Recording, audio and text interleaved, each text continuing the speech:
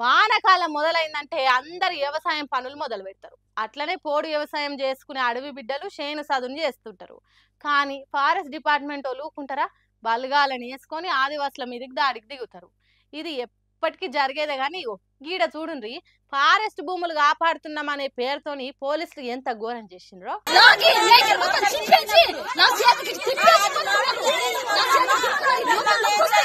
ఎవరు కొట్టింది చూపి, ఎవరు కొట్టింది, ఎవరు ఎందుకు కొట్టారు? పా చూపిద్దు పండి, ఎవరు కొట్టారు? కొట్టారా? చూసిండ్రా ఎట్లా చేసిండ్రో ఫారెస్ట్ డిపార్ట్మెంట్ వాళ్ళు. నోరు లేని అడవి ఆడబిడ్డల బట్టలు జింపుడు అంటే చిన్న ముచ్చట. కౌరవుల కంటే కఠినాత్ములు ఉన్నట్టున్నారు ఫారెస్ట్ వాళ్ళు. ఎంత తాన్లాడుకుంటా చెప్తున్నారో చూడుండ్రి. చేతులు పట్టి గుంజితే గోర్లు ఎట్లా గీర్కపోయినాయో చెప్తున్నారు. అంటే విలేకరులు వీడియోలు తీసేటోళ్ళు పోకముందు ఎంత అరాచకం చేసిండ్రు కావచ్చు ఫారెస్ట్ వాళ్ళు.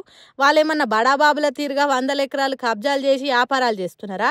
చారెడు గింజలు వండించుకోనికి భూమి సాగు చేసుకుంటే కనికరం లేకుంటే ఎట్లా? పెద్ద పెద్ద బుల్డోజర్లు తీసుకొచ్చి ఎన్నో ఏండ్ల నుంచి అడవిని నమ్ముకొని బతుకుతున్నోళ్ళ మీద దాడి చేసిండ్రు. భద్రాద్రి కొత్తగూడెం జిల్లా బూర్గంపాడు మండలం ఇరవైండి అనే ఊరు శివార్ల అడవి బిడ్డలు 30 ఏండ్ల నుంచి భూమి సాగు చేసుకొని పొట్ట పోసుకొని బతుకుతున్నారట. పోడు భూములే మాకు బతుకు తెరవన్నట్టు గింజలు నాటుకుంటున్నారట.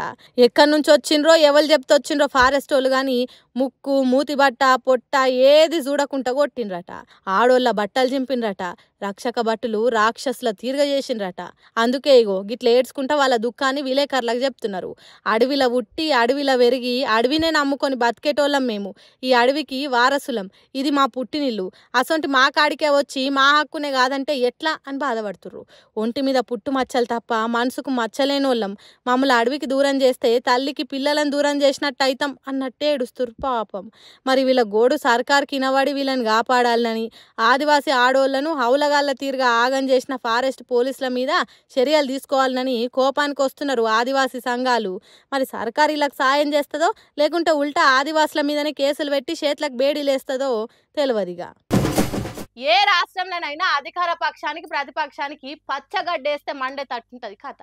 అయితే ప్రతిపక్షాలకు అధికార పార్టీలు ఎప్పుడు ఏ పనులు దొరుకుతారా అన్నట్టు పిట్టకు పెట్టినట్టు ఎదురు చూస్తారు. అట్లనే ఆంధ్రాలు ఇప్పుడు జగన్ పార్టీకి కూటమి ప్రభుత్వం జుట్టు దొరికింది. దానికి చంద్రాల సార్ కూడా ఉత్తగా ఏం ఊకోలే, గట్టిగా తలిగేటట్టే సమాధానం ఇచ్చిండు. మరి ఏడ ఇళ్లకు పంచాది వచ్చిందో ఓ పార ఆంధ్రాకి ఎట్లానో ఓలేం గానీ వార్త చూసి తెలుసుకుందాం పాండ్రి.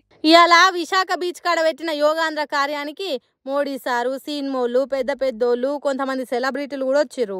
11వ అంతర్జాతీయ యోగా దినోత్సవాన్ని జోరుగా చేసింది కూటమి సర్కారు. ఎంత జోరుగా అంటే అది గిన్నెస్ రికార్డు కొట్టింది. అయితే ఈ యోగాంధ్ర కోసం కొన్ని కోట్లు ఖర్చు చేసిందట ఆంధ్ర సర్కారు. దీని మీద ప్రతిపక్ష లీడర్ జగన్ ఉత్త ఊకుంటాడా? ఎవ్వరి ఇంట్లో వేసుకునే యోగా కోసం అన్నిగనం పైసలు ఖర్చు చేసుడు అవసరమా? అవే పైసలు జనాలకు అక్కరయ్యే పనుల కోసం వాడొచ్చు కదా అని మాట్లాడిండు. దానికి చంద్రాలు ఊకుంటాడా? తెలుగులో చెప్తే నెత్తికి ఎక్కుతో లేదో అని ఇంగ్లీష్లో మాట్లాడుకుంటా యాపిల్ను ఉల్లిగడ్డతో పోల్చలేము కదా, కంపేర్ చేయడానికి సెన్స్ ఉండాలి. యోగా అనేది గేమ్ చేంజరు, దానికోసం ఖర్చు పెడితే తప్పు లేదు అని దిమ్మదిరిగా కౌంటర్ ఇచ్చిండు.